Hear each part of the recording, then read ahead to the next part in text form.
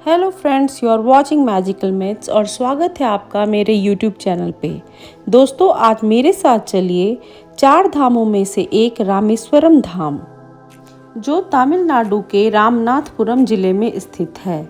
रामेश्वरम मंदिर को रामनाथ स्वामी के नाम से भी जाना जाता है और इस मंदिर में स्थापित शिवलिंग 12 ज्योतिर्लिंगों में से एक माना जाता है। कहते हैं जिस तरह से उत्तर भारत में काशी का महत्व है, ठीक उसी प्रकार दक्षिण भारत में रामेश्वरम का भी बहुत महत्व है। दोस्तों, रामनाथपुरम चारों तरफ से हिंद महासागर और बंगाल की खाड़ी से घिरा हुआ एक सुंदर आइलैंड है और पाम्बन ब्रिज जो है रामेश्वरम से तमिलनाडु के मेनलैंड से जोड़ने वाला एकमात्र ब्रिज है।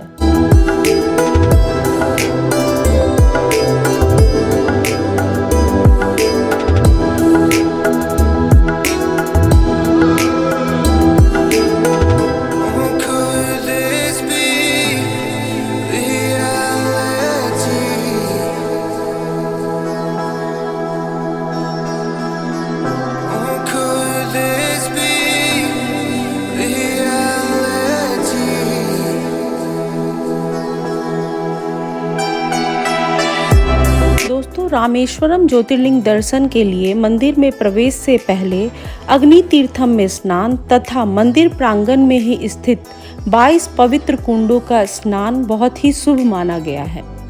हालांकि यह एक कंपलसरी रिचुअल नहीं है, आप बिना स्नान किए भी शुद्ध होकर ज्योतिर्लिंग के दर्शन करने जा सकते हैं। फ्रेंड्स, मंदिर में जूते, चप्पल, चमड़े के बैग, इलेक्ट्रॉनिक्स या इलेक्ट्रिकल गैजेट ले जाना अलाउड नहीं है। मंदिर के एंट्री गेट के बाहर ही स्टॉल्स बने हैं जहां आप अपने बैग्स, इलेक्ट्रॉनिक्स और गैजेट्स रख सकते हैं। ये सेवा मंदिर प्रशासन की तरफ से निःशुल्क दी जाती है। रामेश्वरम मंदिर के ईस्ट गेट के सामने ही स्थित है अग्नि तीर्थम, जहां सर्वप्रथम ज्योतिर्लिंग में दर्शन से पहले स्नान किया जाता है। यहाँ समुद्र बहुत ही शांत है और ये कहा जाता है कि ये वही स्थान है जहां पर सीता माता ने अग्नि परीक्षा दी थी। मंदिर परिसर के बाहर बने दूसरे प्रमुख तीर्थम का नाम है अगस्त्य तीर्थम, जो कि अग्नि तीर्थम के पास। अग्नि तीर्थम में स्नान के पश्चात मंदिर परिसर में बने 22 कुंडों में स्नान करने के लिए आपको टिकट लेनी पड़ती है, जिसका कॉस्ट 25 रुपीज पर पर्सन आता है। प्रत्येक कुंड पे मंदिर प्रशासन की तरफ से एक कर्मचारी नियुक्त होता है, जो रस्सी और बाल्टी की सहायता से कुंड से जल निकालकर आपको स्नान कराता है।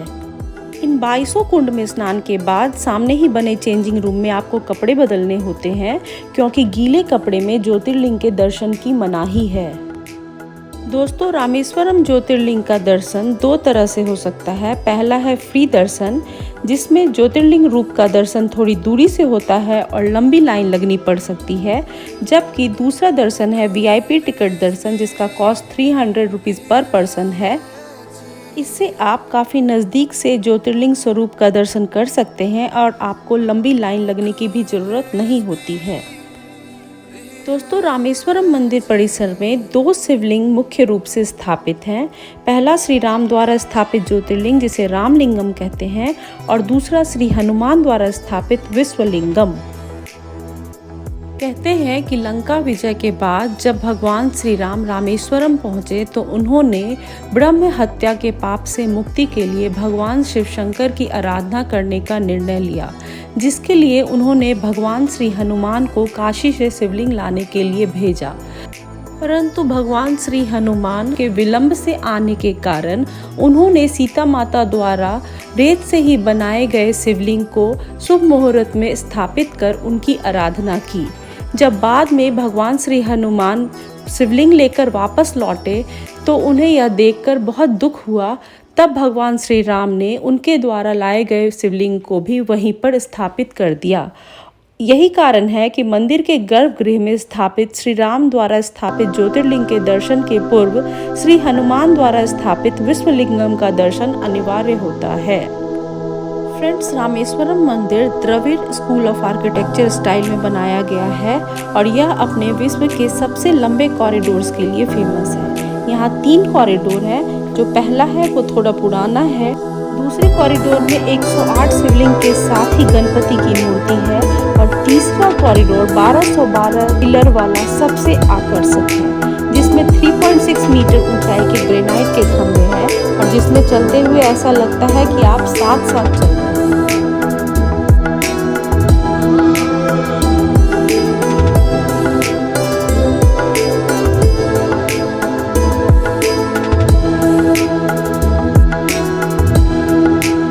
दोस्तों, रामेश्वरम ज्योतिर्लिंग में दर्शन के बाद हमने अग्नि तीर्थम से कैब बुक किया रामेश्वरम के मेन टूरिस्ट डेस्टिनेशंस को घूमने के लिए, जिसका कॉस्ट हमें अराउंड 6000 रुपीज़ आया, जिसमें धनुषकोडी इंक्लूडेड था और उसके साथ साथ 7 से 8 टूरिस्ट प्लेसेस भी वो घुमाने वाले थे।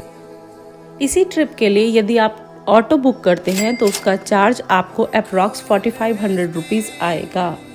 फ्रेंड्स, सबसे पहले हम पहुंचे धनुषकोडी बीच, जहां पर बे ऑफ बंगाल और इंडियन ओशियन मर्ज होती है और इस जगह को तमिल में अरिचल मुनाई कहते हैं। यहां का मेन अट्रैक्शन है राम सेतु व्यू पॉइंट, जिसे हिंदू लेजेंड्स के अनुसार भगवान श्री राम की वानर सेना ने लंका जाने के लिए बनाया था।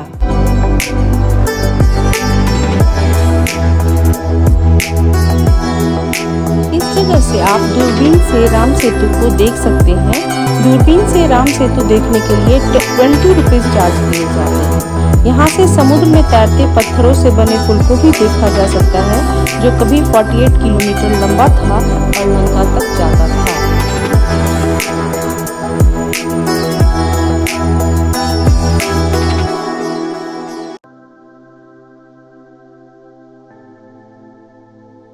फ्रेंड्स, रामेश्वरम आने का बेस्ट टाइम है नवंबर टू फरवरी।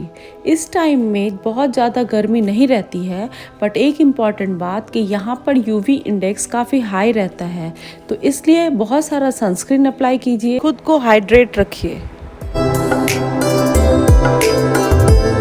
अरिचल मुनाई जाने के रास्ते पर बाईं तरफ बंगाल की खाड़ी है, तो दाईं तरफ मन्नार की खाड़ी और हिंद महासागर है।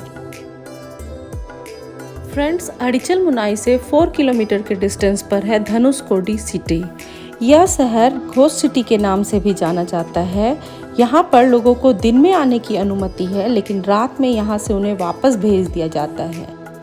कहते हैं दिसंबर 1964 में यहाँ पे एक भयानक तूफान आया था, जिसमें 1800 लोगों की जान चली गई थी और 100 यात्रियों वाली एक ट्रेन समुद्र में डूब गई थी। इसके बाद से सरकार ने शहर को मानव आवास के लिए अनुपयुक्त करार कर दिया है।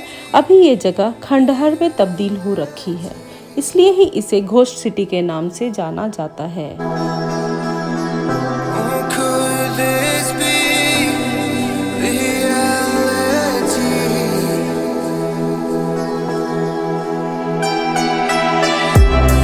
रामेश्वरम से 13 किलोमीटर की दूरी पर है कोथंड रामा स्वामी टेम्पल, जिसे भारत में विभीषण का एकमात्र मंदिर कहा जाता है। कहा जाता है कि रावण को युद्ध में हराने के बाद जब विभीषण के साथ इस जगह राम लौटे थे, तो यही विभीषण का राज्याभिषेक किया गया था। टेम्पल के अंदर इसी कथा को कहते हुए कई पेंटिंग भी दीवारों पर बनी हैं।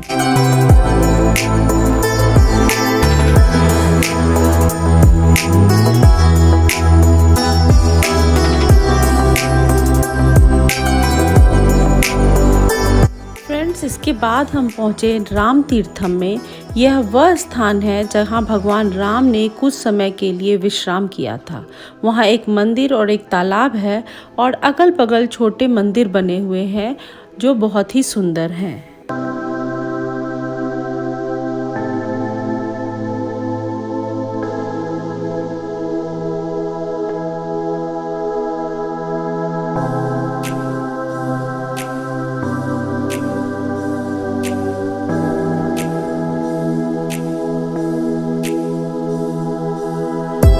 राम तीर्थम में दर्शन के बाद हम पहुंचे पंचमुखी हनुमान मंदिर में, जहां पर आप राम सेतु पुल के निर्माण में उपयोग किए गए पत्थरों को तैरते हुए भी देख सकते हैं। इस मंदिर के पास ही है बहुत ही खूबसूरत नटराज स्वामी महादेव का टेम्पल। वहां भी जाकर आप जरूर दर्शन करें।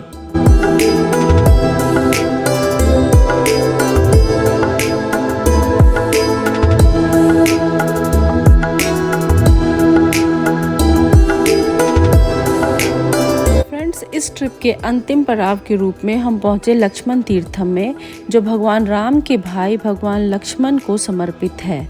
इस मंदिर में भगवान लक्ष्मण की कई अद्भुत मूर्तियों को संगमरमर से बनाया गया है और भगवान राम और देवी सीता की मूर्ति भी मौजूद है, जो उनके बीच एकता की भावना को दर्शाती है। फ्रेंड्स, रामेश्वरम आप बाय एयर, बाय रोड और बाय बस भी आ सकते हैं। इसका नियरेस्ट एयरपोर्ट है मदुरई एयरपोर्ट, जबकि नियरेस्ट रेलवे स्टेशन रामेश्वरम है। मदुरई से रामेश्वरम की दूरी 170 किलोमीटर की है। अगर आप मदुरई से रामेश्वरम तक की यात्रा बाय रोड या बाय ट्रेन ट्रैवल करते हैं तो आपको भारत के सबसे लंबे समुद्र ब्रिज यानी पंबम ब्रिज का खूबसूरत नज़ारा देखने का मौका मिलेगा, जिसको आपको कभी मिस नहीं करना चाहिए। अगर बात करें रामेश्वरम में रहने, खाने पीने और घूमने आदि के कुल खर्चे की, तो यहाँ पर आपका कुल खर्चा लगभग 1500 से 2000 रुपये प्रति व्यक्ति पर डे का होगा।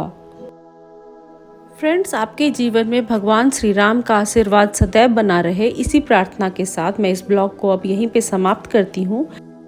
आपको मेरा व्लॉग कैसा लगा ये कमेंट सेक्शन में बताइए और ट्रैवल रिलेटेड किसी भी इंफॉर्मेशन के लिए कमेंट कीजिए। चैनल को लाइक, शेयर और सब्सक्राइब कीजिए।